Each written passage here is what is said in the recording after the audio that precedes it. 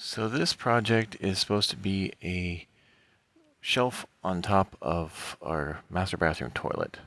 So I used some of the pine shelving that I had left over, and luckily it was already cut widthwise. It just needed to trim the length and round it off the corners. So I was able to use the little bandsaw for that. That worked really good.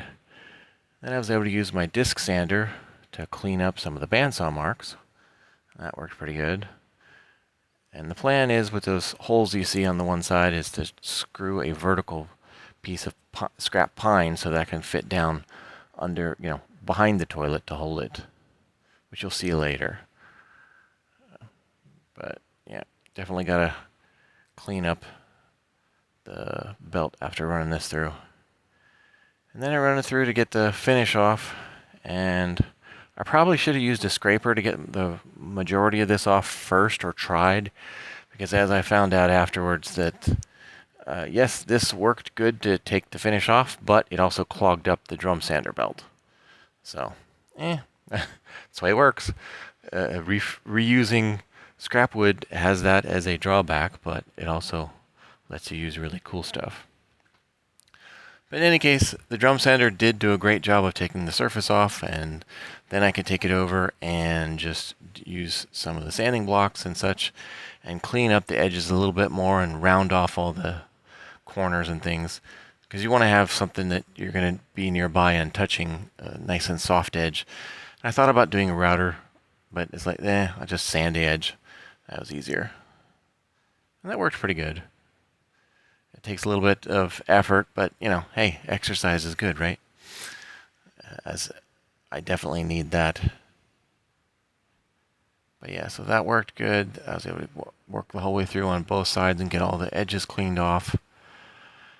And after that, since my wife wanted a little edge, I super glued that on that you can see there on the back that's sticking up. That's the piece of the maple that I was extra off of that third back scratcher. So that way that whole piece got used up. And here I'm just taking the, I think that's the 220 grit, and just cleaning up all the edges a little bit better and cleaning the surfaces. I didn't go for super smooth because you don't want a super smooth shelf in the bathroom, so I left the rough sanding marks from the 80 grit drum sander in the board. It just adds a little bit of texture, so that way there'll be a little bit of grip even with polyurethane on. But that ended up coming out really nice. And it's all ready for finish. And there you can see the base that'll go down behind the toilet. And here, this is the one coat of finish is done. The only thing I have to do at that point is add a second coat of the triple thick Varathene polyurethane. But otherwise, it works pretty good. And I had good coverage. And it should seal it nice, and it looks really nice. And that little maple edge works really good.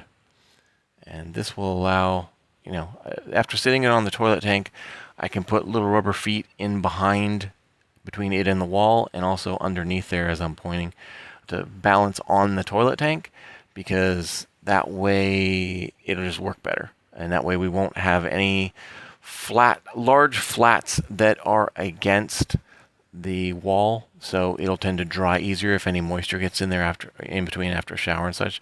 You have the little spot where the rubber feet hit, and that's it, but otherwise it should be good.